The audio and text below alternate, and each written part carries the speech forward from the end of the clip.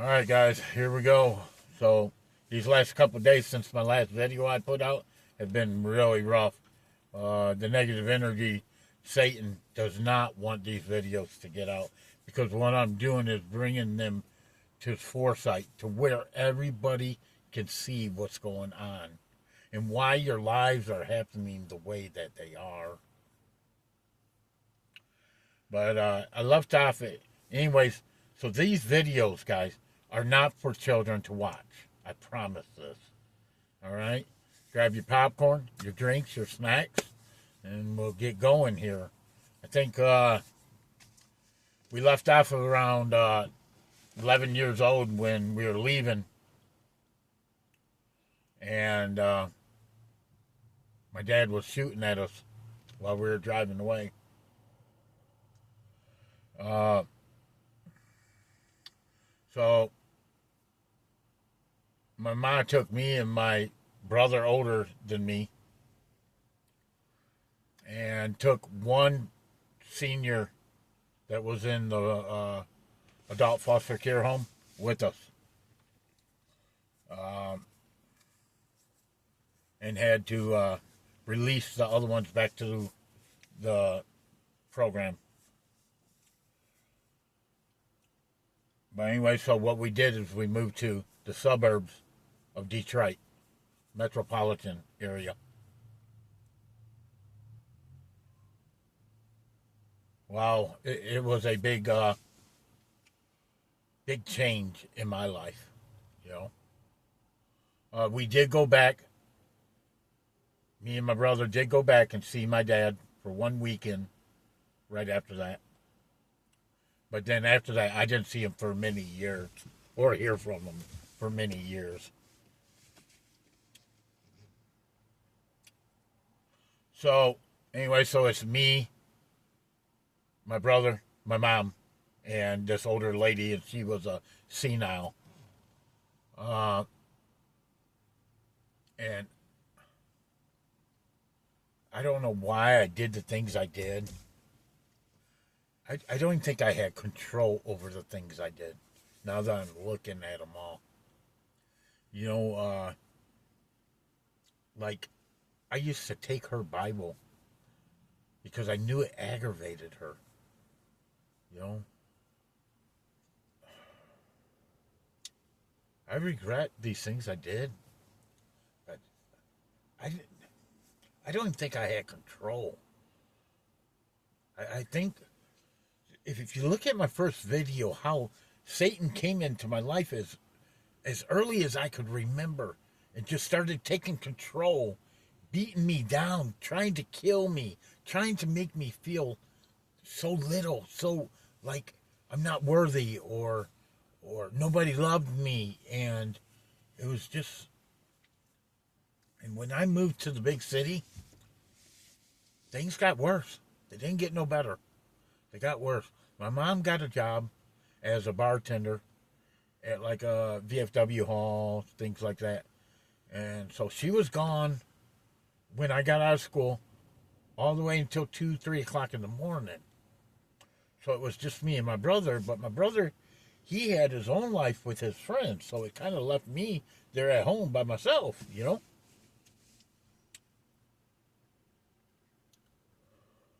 And I started staying out late. I'm talking about maybe not coming home for the night. I'm talking about 3, 4 o'clock, 2 o'clock in the morning, maybe coming in. You know, I remember one night I came in through the door. It was really late, late. And as soon as I opened the door, my mom was behind the door and she uppercutted me in my stomach.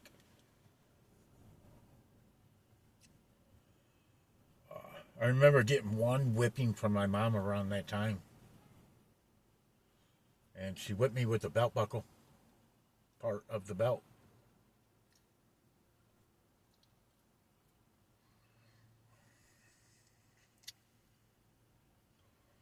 Well, I was smoking. And my brother caught me smoking. And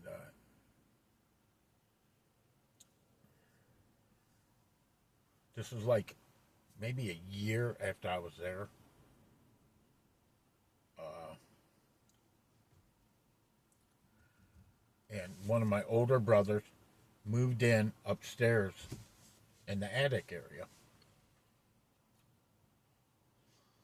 And he sat there and made me smoke 2 packs of Pall Mall non-filters, and I threw up. You know, through my life, I started smoking. I was smoking a pack and a half, 2 packs a day. You know, I don't think it helped.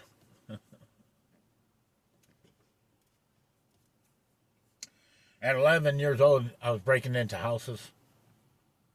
I was hanging around with the wrong crowd because the wrong crowd is like, I guess, what I bonded with. I was stealing from Kmart. I was stealing from Myers. You know, necklaces, you know, the things that cost like $2, $3 that are hanging, you know, up in there. I was going to the police station back and forth. Was getting caught.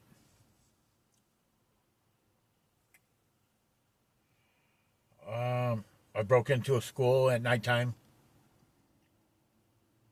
I remember a bunch of us, you know, we decided that we were going to run away. And we're talking about 18-year-olds, 16-year-olds, 15-year-olds. There's like 1, 2, 3, 4, 5, 6, 7, 8 of us, 7 or 8 of us. And we decided to run away one night, so we got on the railroad track and we just walked and walked and walked and walked. And it got cold out. And it was coming up into early morning, and the older ones decided to call the cops, and they brought us back home.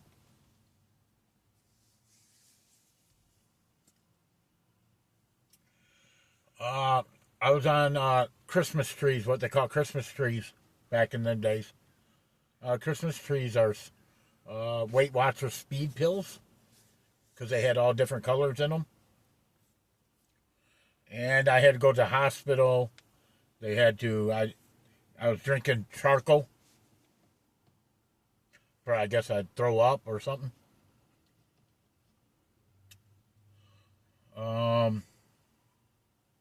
Still smoking weed. Well, I remember one New Year's,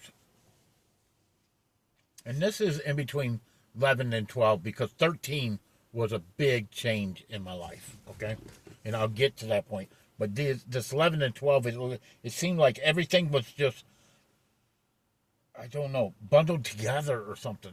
I don't know how to explain it all. But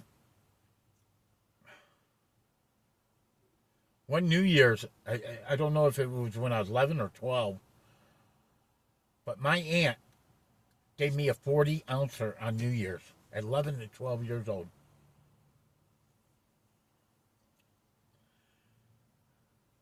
And I drank that whole thing.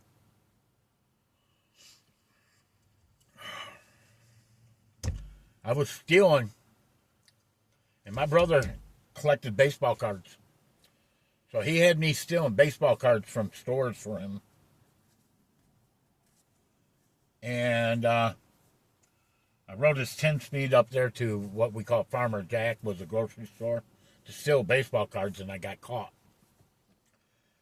And after I got taken to the police station and was released that day, I went back up there to look for his bike, and it was gone. Somebody took it. So, you know, he was mad at me about that. I don't know how much longer, but I looked behind the police station. They had a big gated area. Matter of fact, it was one of my friend's mom's boyfriend worked up at the police station and was able to give him a free bike out of this cage that the cops took from people. That might have been stolen, I don't know, and never been claimed. I don't know exactly what it was for. But anyways, and he told me about all these bikes back there. So we went up there one day and we were looking around by the rack, and there was a bike sitting outside of the fence gate back in the police area where no one was supposed to come back behind. And there was a yellow blue bike with mag wheels. And I jumped on it and I stole it from the police station. And I rode through the side streets. And there's this little area that's wooded area. And I remember going all through there. There's bike trails back through there. Then I brought it back to my house. And I gave it to my brother that his bike got stolen. Not too much longer, that bike got stolen.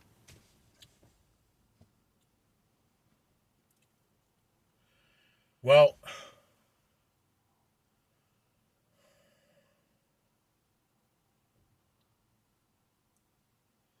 they took me to,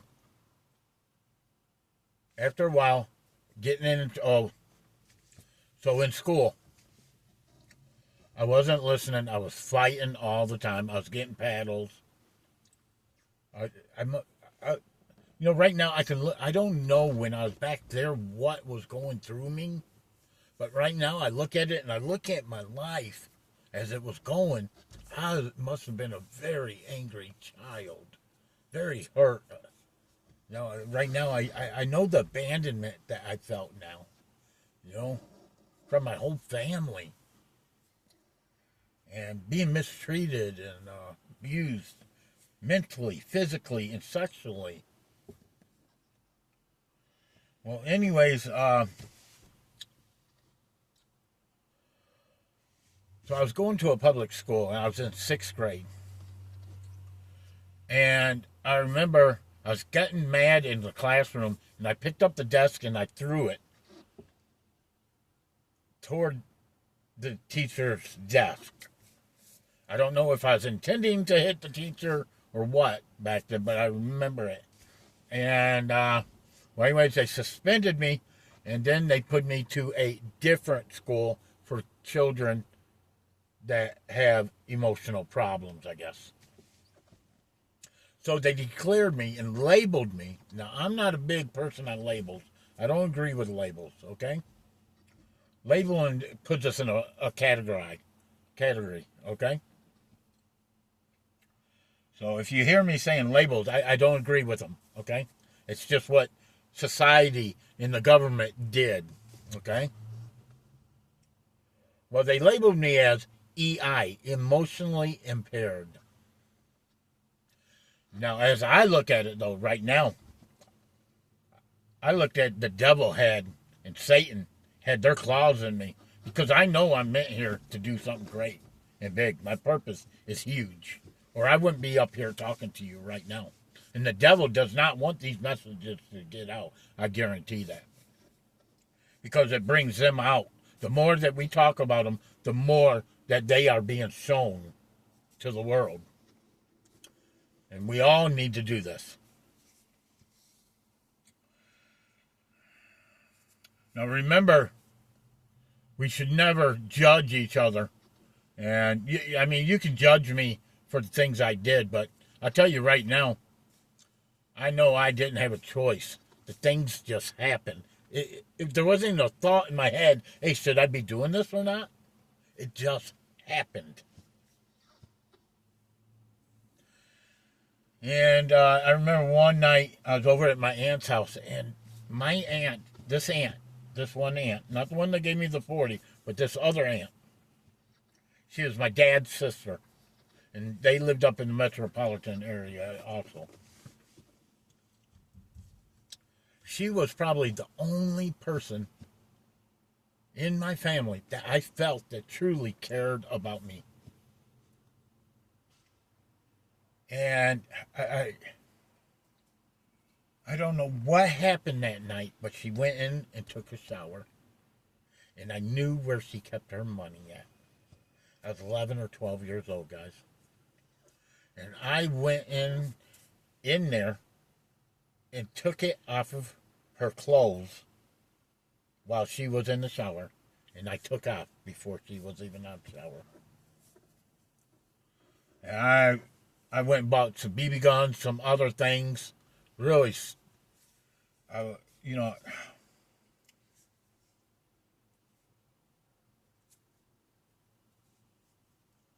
I don't know why I didn't think so. I mean, I loved her, and I know that she really loved me. It was crazy how things happen. Well, anyways, uh, that night I came home, I went to sleep, and my uncle came in there while I was sleeping and grabbed my arms and started, bam, bam, bam, where's the money? Where's the money? Where's the money? And I lied to him and said, I don't know what you're talking about. I don't have no money.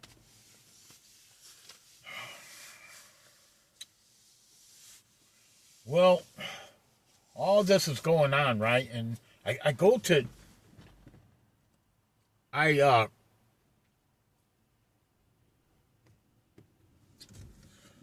me and this other friend at that time, and my friends, when I say friends, they're not my friends. They were associates. But back then we think that they're our friends, but really, they're not your friends, man. They really ain't. Anyways, back then I had a thing with knives, okay? Knives. So I was always carrying a knife with me. And I had a knife in my sleeve one night, and me and this guy, this kid my age, we're walking down the sidewalk, and here comes another kid, our age, maybe a year or 2 years younger. And I came up to him and I said, "Give me everything you got," and had the knife out.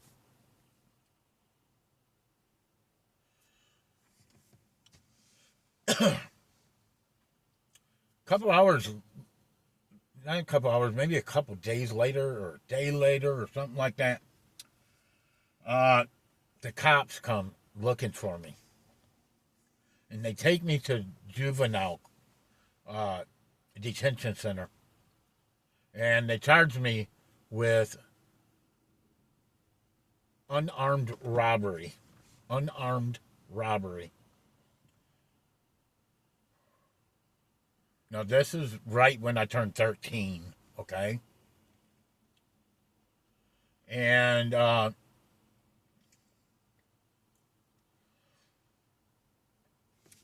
my mom came up there, like, made me sit up there. She could have came got me, but she made me sit up there for 5 days to think about what I was doing, right? So she came and got me. She took me home. And she asked me what I wanted or something like that, and I said, I want some cigarettes. My mom bought me a pack of cigarettes.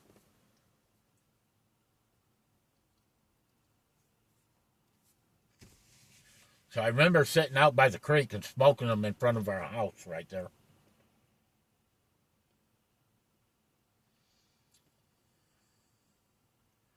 Guys, I don't remember too many good times in my life.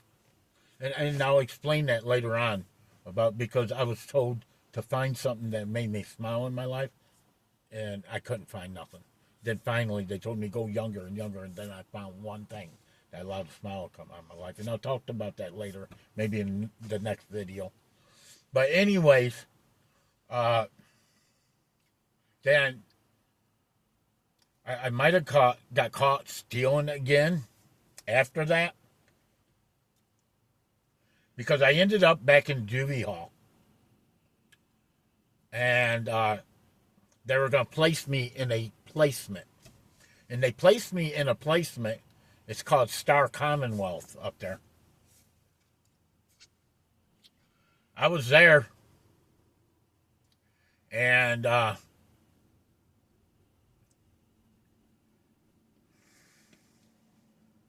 I was there. My birthday is in October. I was there maybe a month to 2 months, and then Christmas came around. And so they sent me home for Christmas weekend, for a couple of days for Christmas, right? They let me go home. And while I was there, I was up at Walmart. And again, I was stealing them little necklaces and them little earrings, the costume, jewelry things. When you're little, you think that's, wow. But I don't know if I was doing it for gifts, what I was doing it for, okay? I know when I was in between 11 and 12, I remember I was selling them. I remember I was stealing cartons of cigarettes and things like that and selling them. But this time, I don't remember really exactly what I was stealing them for, but I got caught. I remember being followed. The guy was walking around, flipping around the football. Just, flipping it up, walking around. And I don't even know at that time if I really understood it, but when I got caught, I remembered him doing that. But I left the store, then someone was chasing me, so I started running. They caught me. So I went, they arrested me, took me to the police station, then set up a court date, and I went back to Star Commonwealth, right? Well, the court date came around, and I showed up in court. My mom was there. The judge asked my mom what she wanted, what she would want done with me. She said, I can't handle him no more. So the state took over my life and called me the award of the state of Michigan. So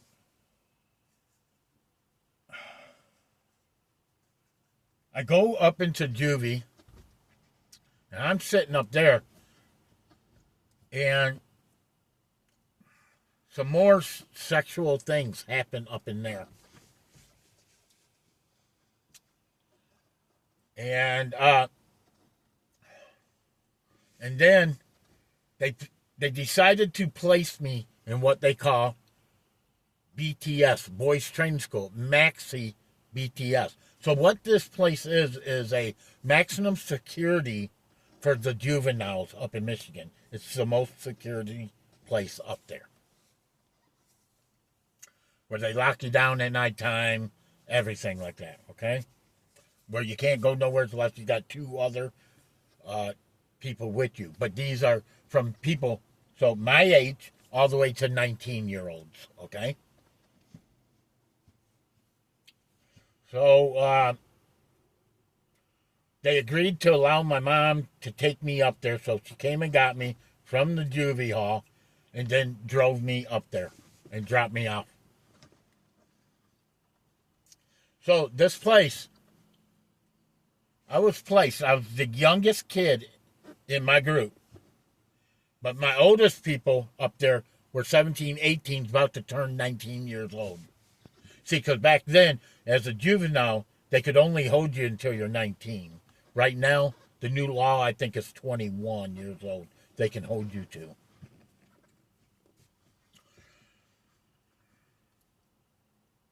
But these people, they were in there for really crimes and things like that. I was stealing necklaces, $2, $3 necklaces. I didn't understand. But anyways, I wouldn't listen. I was yelling, I was cussing. So what they do when you're cussing, yell, they come around you, the whole group, all 12 group members come around you and stand tight up against you. And if you say anything, if you start arguing, you start cussing, you start moving, they'll grab you and throw you down on the ground and put their knees in your arms, middle of your back, in your legs, and push your head down. It's called being restrained. So this program is called Positive Peer Culture, PPC. So these restraints happen to me quite a bit. And then there was times that they took everything out of my room, called lockdown, and that I had to be in my room with my underwear only. Oh, let's go back a little bit, guys. So I'm in juvenile detention center, right? And I get, same thing, what we're talking about right now. I get into a fight up in there And they locked me down with nothing in my room but my underwear. So they served lunch. I was eating it with fish. And I start throwing up, dry heaving, shaking on the floor, cold floor in this room.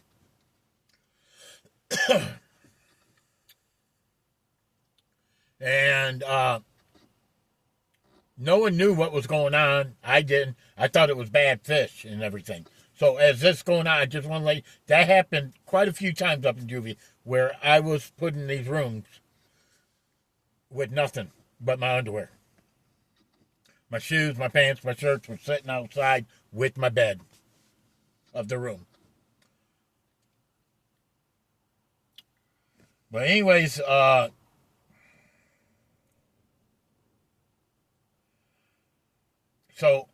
and then I get to Star Commonwealth. I started doing the same thing. Same thing. Well, I get there and they send me to the hospital and they find out I have gangrene in my appendicitis. And so they had to cut it out. I got a scar about I don't know, about 6 inches across my belly right there.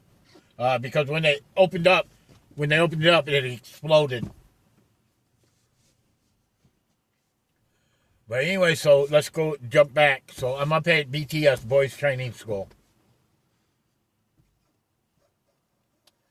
And I must be really mad. I mean, angry. So I'm 13. You guys remember these guys are 17, 18, about to be 19 years old. So I'm being sexually abused up in this place. Taken advantage of sexually. I remember one of the staff coming in and middle of the morning, took my whole bed, flipped me onto the ground, gave me a butter knife, and I had to sit there in the whole hallway and scrape wax off the edge of the hallway. Just sit there and scratch it. Because it was built up on the side. They said it needed to be clean. I've been on the bathroom floors with scrub brushes, toothbrushes in the shower, cleaning the grout. These are all punishments for hours and hours.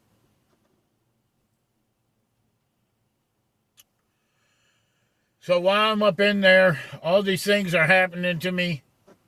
People are getting out in 8 months to 12 months. They're getting out, getting received. Not me.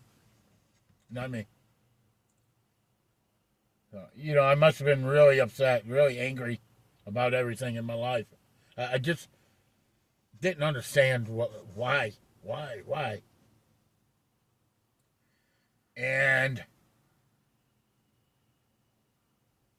15 and 3/4, they came to me and they said, "We're releasing you." And oh no, let's jump back, because about 6 months before this, something happened. I was tired of being locked up, guys. I was tired of being locked up. So I talked to 2 other group members. And I talked them into running with me. And so I got them to run with me, and we took off, and we ran through the woods. And they caught us later that day. They brought me back, and they put me in the hole, what they call the hole, for 10 days. It's half of your room. I'd say 4 by 6, something like that.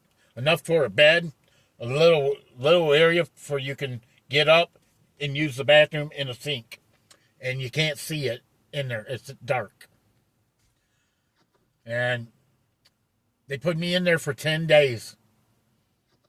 And then I got out. And then they locked me in my room for another 5.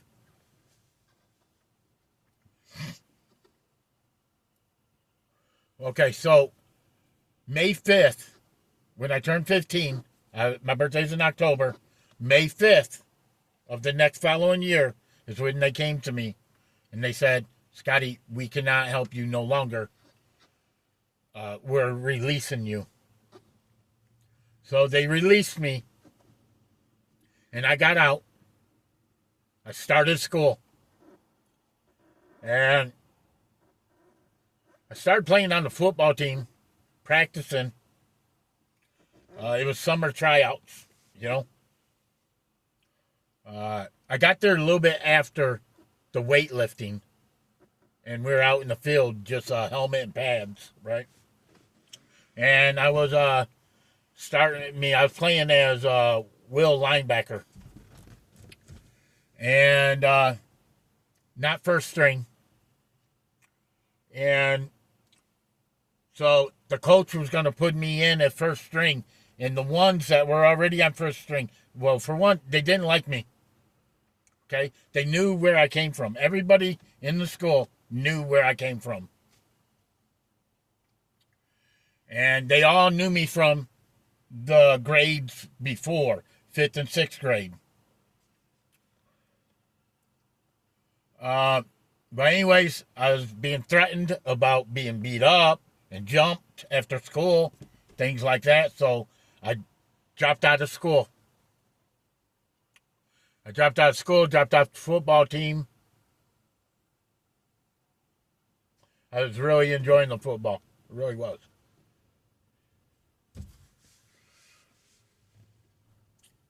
But I just didn't feel wanted or accepted.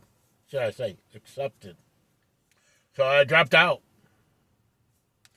And then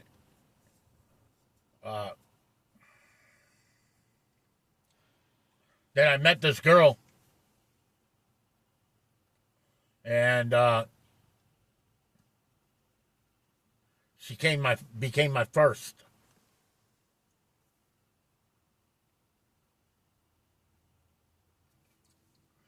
And so through all that, though, we broke up. Then I was going out with this other girl. And we all went up to the movie theater. Now, this happened. Oh, let's jump back a little bit. My birthday was October 7th, so I turned 16, right? So I was given a 10-speed for my birthday. And then I found out my girlfriend was ghost riding my 10-speed. And what does that mean? They mean you're going on it, then you jump off and you just let it go by itself. And we had a friend that had a moped. And so when I found this out, I was already drinking. I was already drunk. And he allowed me to use his moped. And I was about to leave without a helmet. And he said, Scotty, wear this helmet or you can't ride my moped.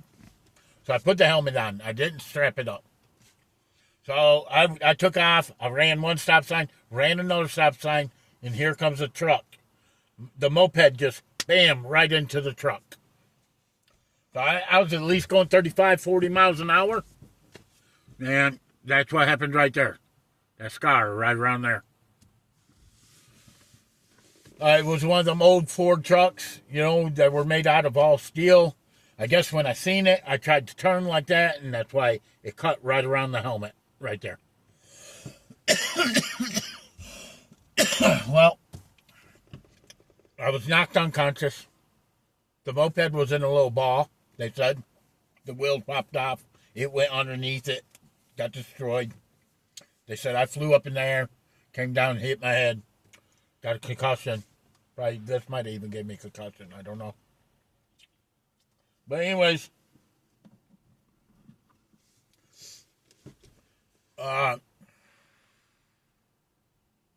They stitched me up and everything like that. They said I might go blind because there was air behind my eye. And, well, I'm not blind. But anyways, so then right after that, we're down at the movie theater. So I turned 16, right? So I'm out 6 months. Well, let's see, May, June, July, August, September, October, 5 on my 6th month. Next month in November, we're down at the movie theater. And our group together they were throwing rocks at the movie theater. Little pebbles, you know. And so the movie theater people came out, started yelling at everybody. And then one of them hit my girlfriend.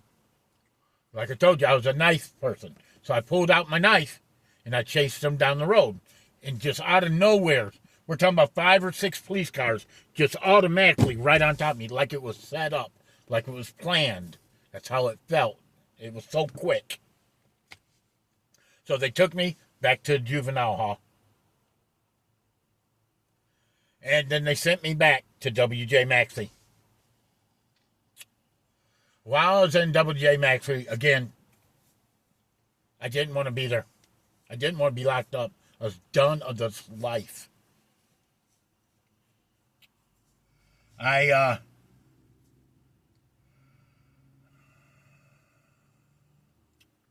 was there about a year and a half, and I was tired of it. I was so tired of the life of being locked up, and my mom was only coming up maybe once a month sometimes. I wasn't getting, I felt just all alone,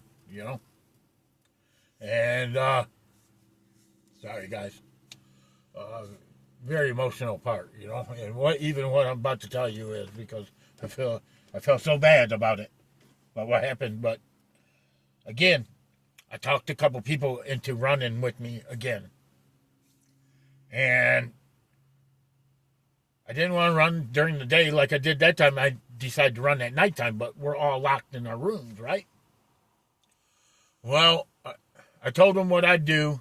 I told them I'd leave the broom behind the toilet, and we'll threaten the staff, because there's only one staff at nighttime, with it until he gives us the keys, and we'll leave. We'll run, right?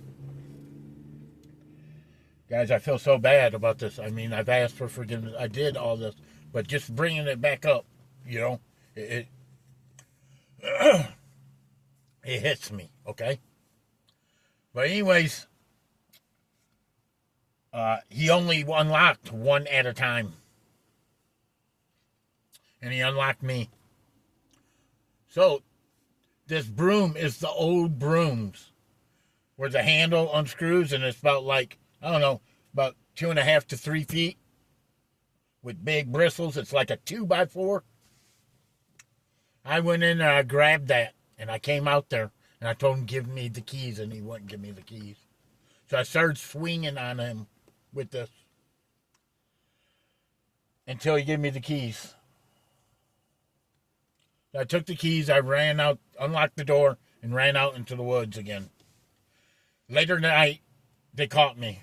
Later that night, I was hiding out. And then I guess someone seen me, because they search for you, okay? And I guess one seen me moving underneath a tree.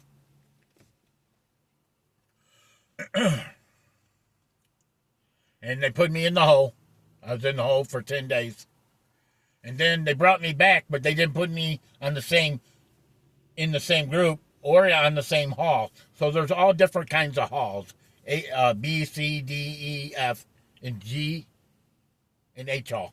All in one center. There's probably about 1, 2, 3, 4 different centers of this. Okay?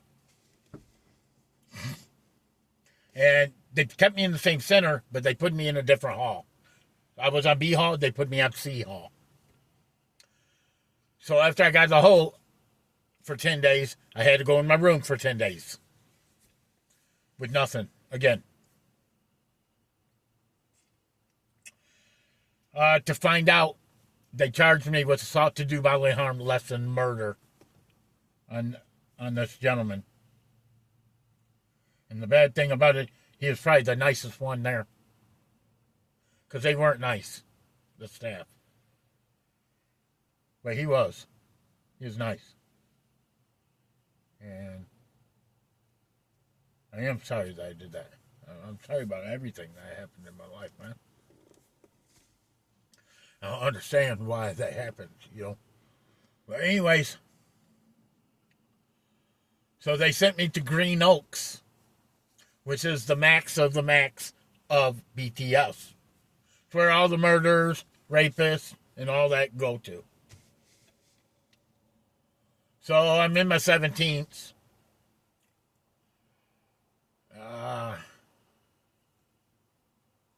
Maybe just turned 17, something like that. And I'm up in there. And I'm going through the motions there. I mean, I went through culinary school there.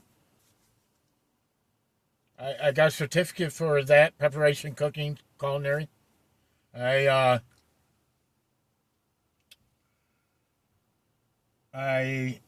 got my GED up in there. You know, and when you're locked up like that, art school is year-round.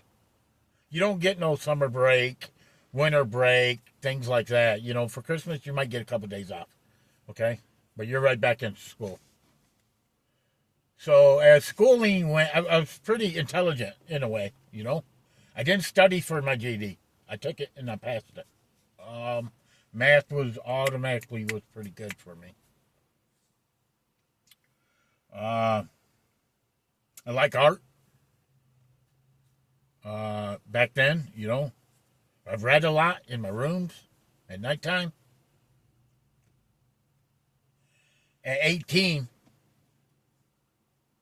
I got to a certain level to where they allowed me to go home for, I think it was like 6 or 7 hours of that day on my birthday.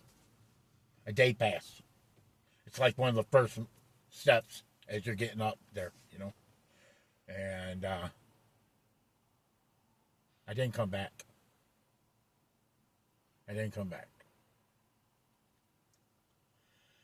And so the girlfriend that I first had sex with my first time, when I got out, we got back together. And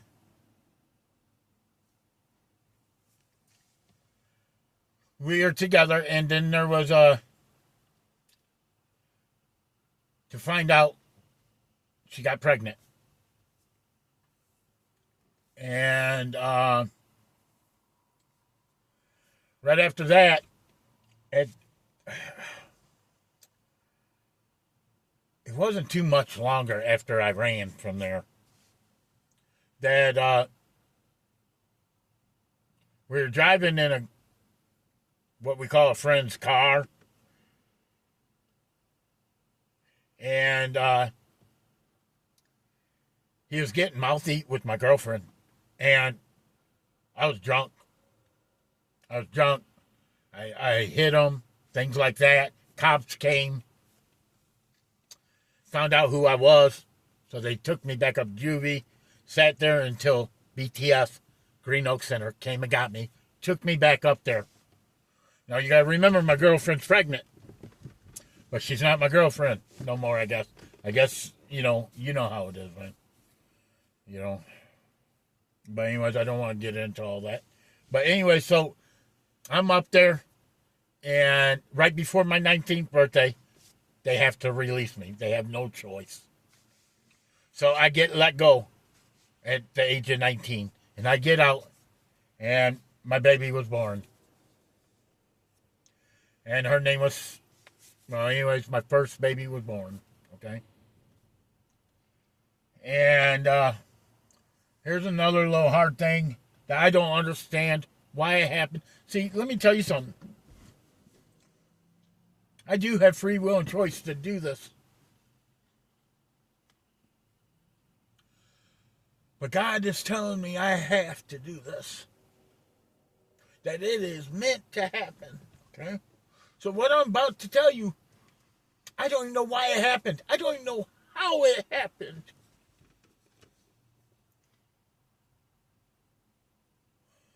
And I'm having a hard time even doing these videos because of this one thing. This one thing. Because I'm not ashamed of nothing that happened to me through my life. This one thing is tearing me up. And it probably tears me up a lot. Because I don't understand it.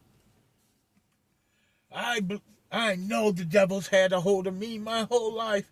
And I didn't have no choice of what I did. Even this one thing. There was no thought before this. I'm looking at it right now and I don't understand why it happened. And you can judge me for it all you want. I love me. I love me. Oh my gosh.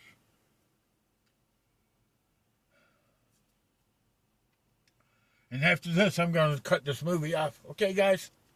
Listen, I love you guys so much. And I'm up here sacrificing my life, my privacy, to help change this world, to help you. Because we have to come together to change what Satan is doing. All this is in Revelations, guys. It's real.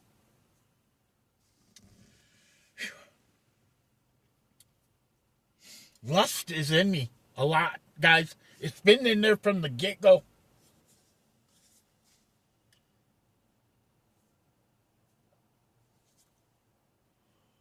I tried having sex with an animal, a dog. And I forgave myself. But I don't understand why I didn't have sex with the dog. I tried. And I don't even know why it happened. I love you guys. And I really, truly do. Have a blessed night.